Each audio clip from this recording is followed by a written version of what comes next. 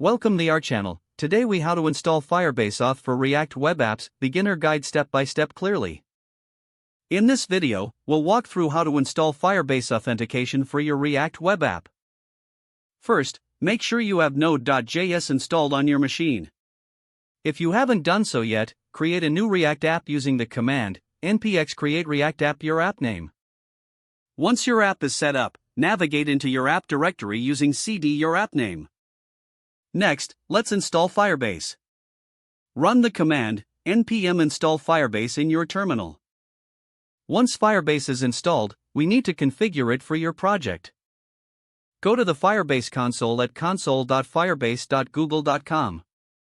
Create a new project by clicking on Add Project. Follow the prompts to complete the project setup. Once your project is created, click on the web icon to add a web app. Enter a name for your app and click on Register App. Firebase will provide you with a configuration object.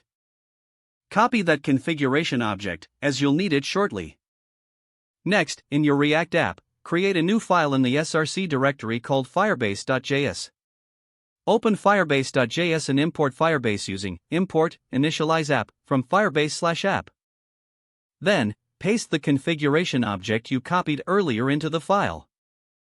Initialize Firebase by calling initialize app with your configuration object. Now, you have Firebase set up in your React app.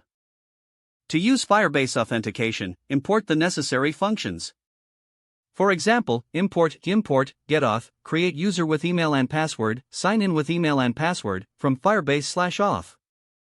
You can now create a new function to handle a user registration. Inside this function, use create user with email and password to register users with their email and password. For user login, create another function that utilizes sign in with email and password. Make sure to handle errors properly so that users are informed if something goes wrong. You can now build out your login and registration components using React. Utilize state management to handle user data throughout your app. And that's how you install Firebase Authentication for your React web app.